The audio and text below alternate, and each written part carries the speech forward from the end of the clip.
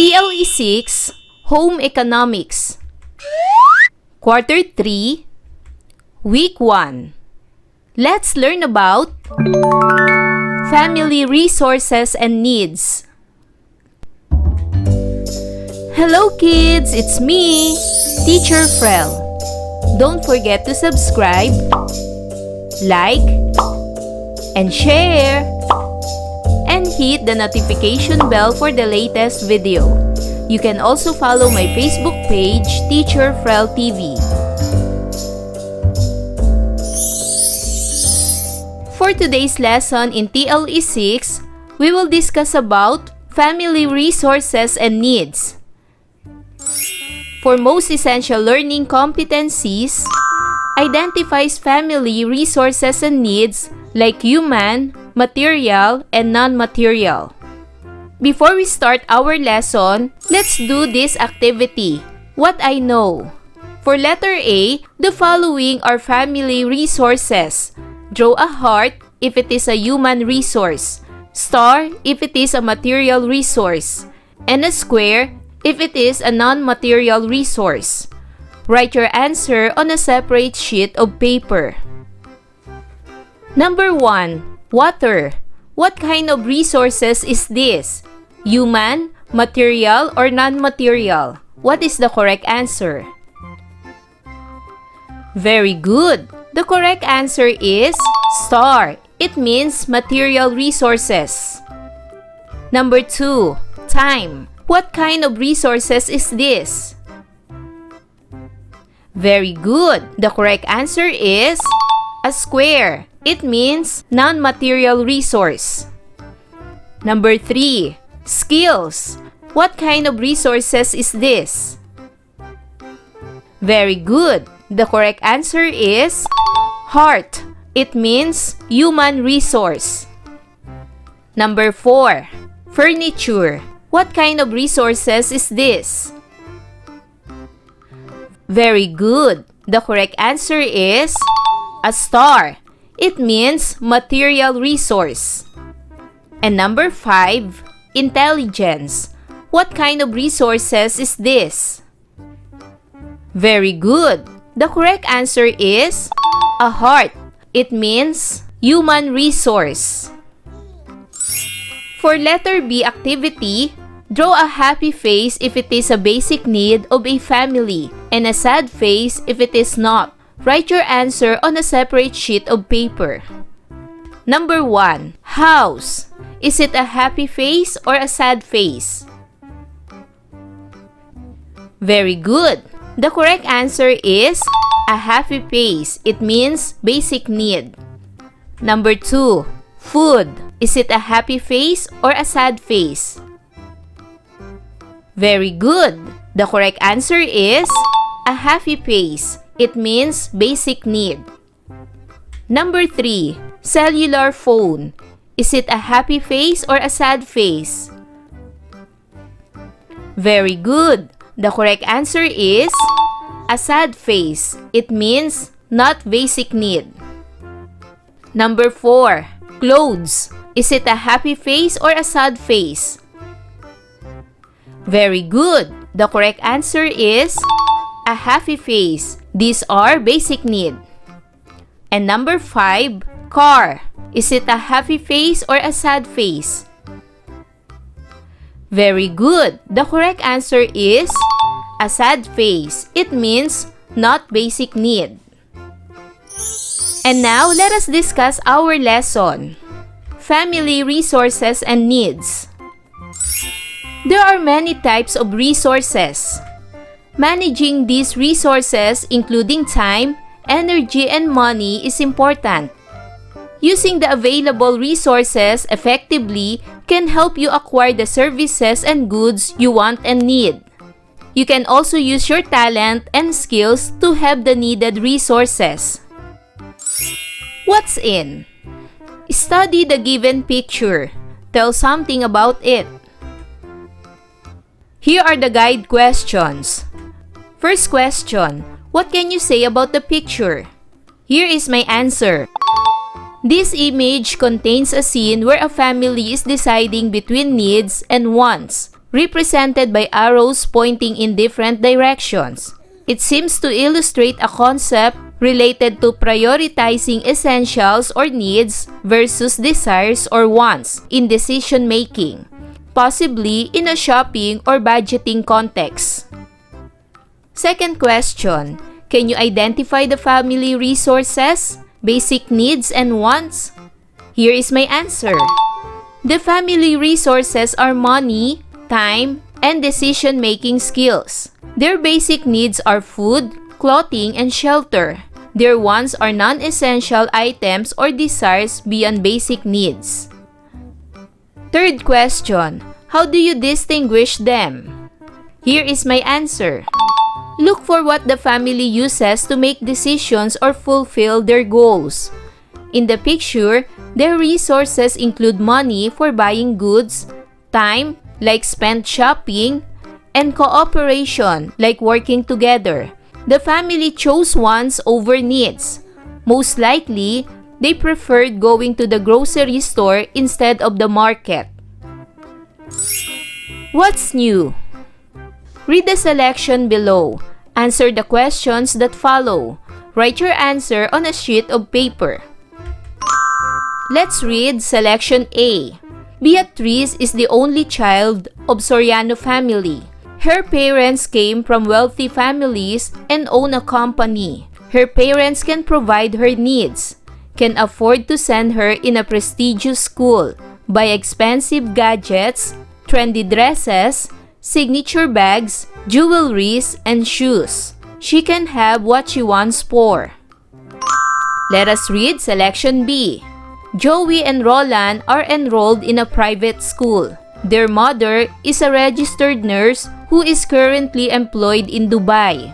She is a solo parent and works hard to provide her children a good education. The children live with their grandmother. And let us read selection C. John Emmanuel is the eldest of the 8 siblings. His father, Mang Jose, works in a tailoring shop and earns a minimum wage daily. His mother, Aling Beauty, is employed in a private hospital as a regular cook. Their family can only afford their basic needs. He and his other siblings go to a public school and help in the household chores after school. And now let us answer the following questions. Compare the 3 families described in the selection. First question, which family earns the most income? Which earn the least? How did the family spend their income? Here is my example answer. The Soriano family earns the highest income, while John Emmanuel and his family earns the least income. Beatrice's parents can provide for her needs, and she can also have what she wants. Joey and Roland's mother works hard to provide her children with a good education. Meanwhile, John Emmanuel's parents can only afford to meet their basic needs. Second question, which family has the most number of members and the least number of members? Does it affect the family's management of resources? Why or why not? Here is my example answer. John Emmanuel's family has the most members, with a total of 10, 8 children plus the parents. Beatrice's family has the least members, as she is an only child living with her 2 parents, total of 3 members. Does it affect the family's management of resources? Why or why not? Yes, the number of family members significantly affects resource management because more members, greater demand. Larger families face more pressure to allocate limited resources, often focusing on basic necessities, while smaller families with sufficient income have more flexibility to meet both needs and wants. Third question, which family practically spent most of their expenses? Why do you say so? Here is my answer. Beatrice's family likely spent the most on their expenses. They can afford to meet both her needs and wants. They spend on expensive items. What is it? Family is the basic unit of a community. It is an essential part of the community, and for it to function properly, it must be in a good state. The family is the first school of our life, and we learn manners and customs from it. A family resource is important to meet specific needs and wants in order to survive. What is resources? Resources can be defined as anything we use to achieve what we want or our goals and needs or to survive. It is classified into three: human, material, and non-material resources. Human resources: capabilities, intelligence, and skills. Every person has his or her unique ability and intelligence in a way that improves not only himself or herself but also others. It is important to identify the talents and skills that each person has and utilize them for the common good. Strength or energy. The strength of a person does not only mean having good health and strong body. It also means having emotional stability, mental alertness, having reasonable commitment, and positive outlook in life, especially in work that improves self and society. Strength is also needed to accomplish tasks on time in order to play, entertain, and relax with the family afterwards. Another resources is material resources. Material resources are materials found in nature that can be used for practical human purposes that are considered to have value. Material resources include wood from trees, edible plants that can be used as food, sand to make glass, metals extracted out of rocks, and chemicals from plants that can turn into plastics. Tangible assets such as house and lot, furniture and appliances, jewelry, automobiles, and cash are referred to as the family's material resources. Every family must invest wisely in material resources, making sure that they consider quality, durability, and appreciation value when choosing what to purchase. Real properties and jewelry increase in value over time, while the value of furniture, appliances, and automobiles depreciate or go down as they get old and worn out. Another resource is non-material resources. Non-material are intangible resources such as health, experiences, and time. Without non-material resources, family members will be unable to perform their duties and responsibilities at home, in school, and at work. Here are family basic needs. One of the family's basic need is the food. The most important need of everybody is food. It is the fuel we need to survive. We need the energy to move around and live life. This energy comes from food. It is also an integral part of the day-to-day needs of a family. In the absence of food, survival of human being is impossible. Another basic need is the shelter. We need house to live in and protect ourselves from heat of the sun, storm and wind, etc. It gives us protection. For a family to survive and for its members to live in ease, there should be a house. A family should have a decent house with dedicated space for each member, right down to the pets. For a person to live daily life and add value to his community, he must have access to basic amenities that a house provides: a kitchen, toilet, bathroom, etc. Another basic need is the clothing. Clothing is made of fabric and covers our bodies, keeps them warm, or protects them from sun, insects, thorns, and other hazards. Clothing is absolutely necessary for everybody. It protects our body from geographical location, and other factors determine the type of clothing that will be appropriate. Thus, a family must dress accordingly to protect itself from the elements. It is very important that every member of a family dresses appropriately for the weather and their age. Another basic need is education. Education teaches us easy methods to live in various difficult situations in life. Family and education have a very close relationship. The family is the basis of a good education. The family is the root of everything. It is where everything starts, even before formal education. So, education is essential to the growth of any family.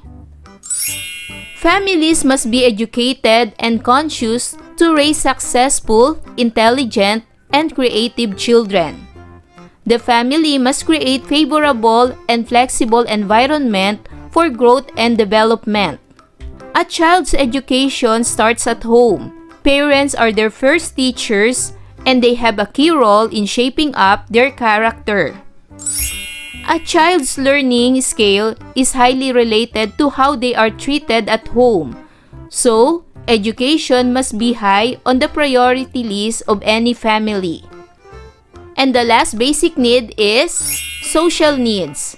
It includes things such as love, acceptance, and belongingness. The needed emotional relationship drives human behavior, like friendships, romantic attachments, family, social groups, churches, and religious organizations. And now, let us do this activity. What's more? For letter A, identify the following pictures below. If it belongs to human resources, write HR. Material resources, write MR. And non-material resources, write NR. Write your answer on a separate sheet of paper. Number 1 is a cell phone. A cell phone is belong to what kind of resources? Is it human resources, material resources, or non-material resources? What is the correct answer? Very good. The correct answer is MR. It is belong to material resources. Number 2. Clothes. Clothes is belong to what resources? Very good. It is belong to MR. Material resources. Number 3. Health. Nurse is represented as health. It is belong to what resources? Very good. It is belong to NR. Non-material resources. Number 4. Medicine. Medicine is belong to what kind of resources? Very good. It is belong to MR. Material resources. Number 5. A car. A car is belong to what resources? Very good. It is belong to material resources, MR. Number 6. Time. Time is belong to what resources? Very good. It is belong to non-material resources. Number 7. Computer. Computer is belong to what resources? Very good. It is belong to MR. Material resources. Number 8. Policeman represented as protection. It is belong to what resources? Very good. Protection is belongs to non-material resources or NR. Number 9. Education. Education is belong to what kind of resources? Very good. It is belong to non-material resources. And number 10, a tree. A tree is belong to what kind of resources? Very good. It is belong to material resources because a tree is a source of material resources. For letter B activity, identify the types of resources listed below. Write HR for human resources, MR for material resources, and NR for non-material resources. Write your answer on a separate sheet of paper. Number 1. Talents and skills.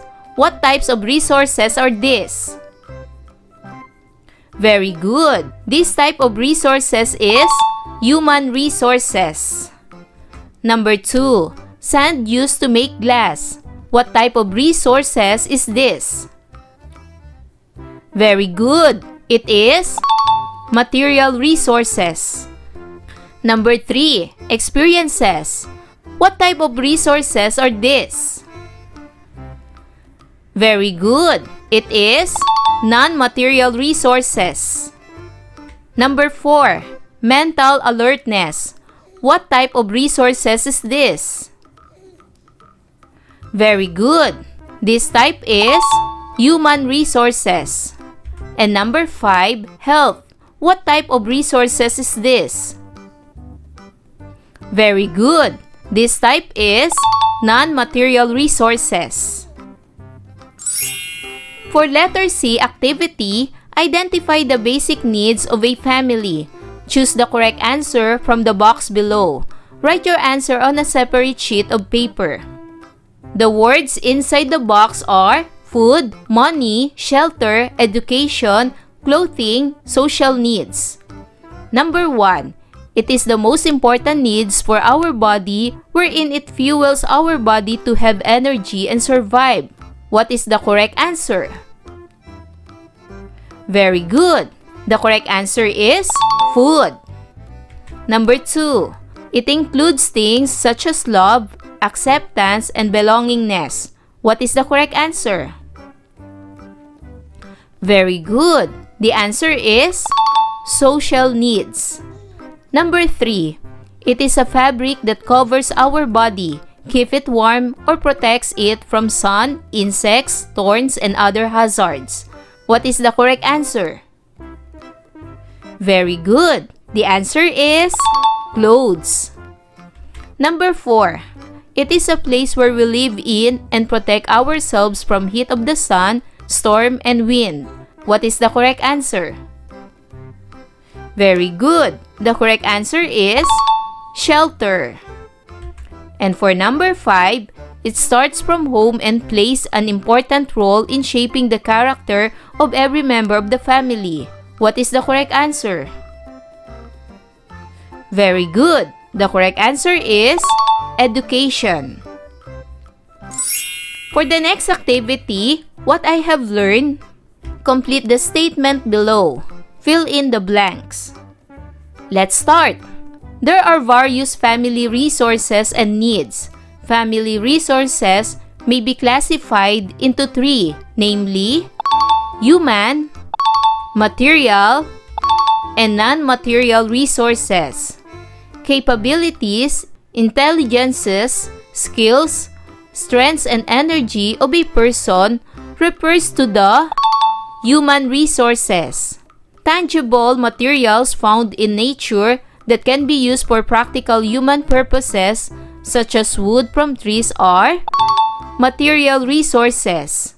Time, health, and experiences are intangible resources which are referred to as non-material resources. The basic needs of a family are food, shelter, clothing, education, and social needs. Our next activity is what I can do. For letter A, study the table below. Put a check on the proper column for each word that corresponds to its correct answer. Write your answer on a separate sheet of paper. Choose if it is human resources, material resources, or non-material or non-human resources. Number 1. Mental alertness. What type of resources is this? Very good. It is human resources. Number 2. Furniture. What type of resources is this? Very good. It is material resources. Number 3, jewelry. What type of resources is this? Very good. It is material resources. Number 4, talents. What type of resources is this? Very good. It is human resources. And number 5, time. What type of resources is this? Very good. It is non-material resources. For letter B activity, identify the basic needs of a family. Write your answer on a separate sheet of paper. Number 1. What kind of basic need is this? Very good. The answer is food. Number 2. What kind of basic need is this? Very good. The answer is clothing. Number 3. What kind of basic need is this? Very good. It is social needs. Number 4. What kind of basic needs is this? Very good. The answer is education. And number 5. What kind of basic need is this? Very good. It is shelter. And for the assessment, letter A, identify what the following statements is referring to. Write your answer on a separate sheet of paper. Number 1, it refers to capabilities, intelligences, skills, strengths, and energy of a person. What is this? Very good. The answer is human resources. Number 2, it refers to time, health, and experiences. What type of resources is this? Very good. The answer is non-material resources.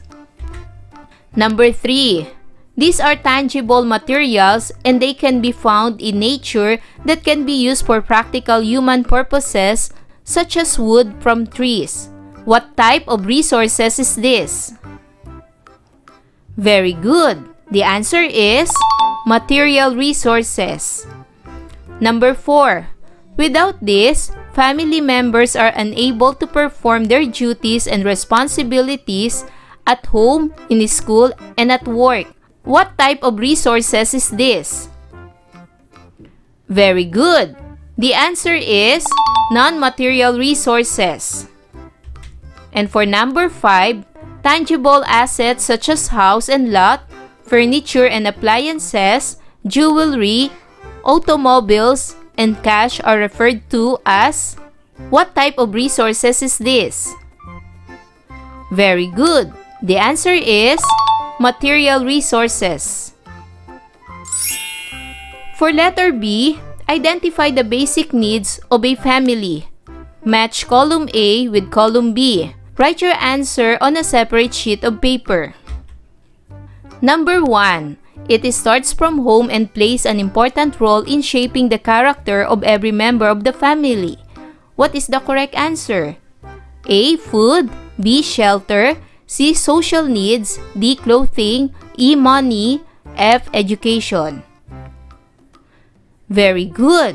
The correct answer is letter F. Education. Number 2. It is the most important needs of our body wherein it fuels our body to have energy and survive. Is it A. Food, B. Shelter, C. Social needs, D. Clothing, E. Money? What is the correct answer? Very good. The correct answer is letter A. Food. Number 3. It is a place where we live in and protect ourselves from heat of the sun, storm, and wind. Is it B. Shelter, C. Social needs, D. Clothing, E. Money? What is the correct answer? Very good. The correct answer is letter B. Shelter. Number 4. It is a fabric that covers our body, keep it warm, or protects it from sun, insects, thorns, and other hazards. Is it C. Social needs, D. Clothing, E. Money? What is the correct answer? Very good. The correct answer is letter D, clothing. And number 5, it includes things such as love, acceptance, and belongingness. What is the correct answer? Very good. The correct answer is letter C, social needs. So kids, do you understand our lesson for today? Wow! Good job! Kids, I hope you learn a lot from this lesson. Until our next topic, bye-bye kids! Thanks for watching!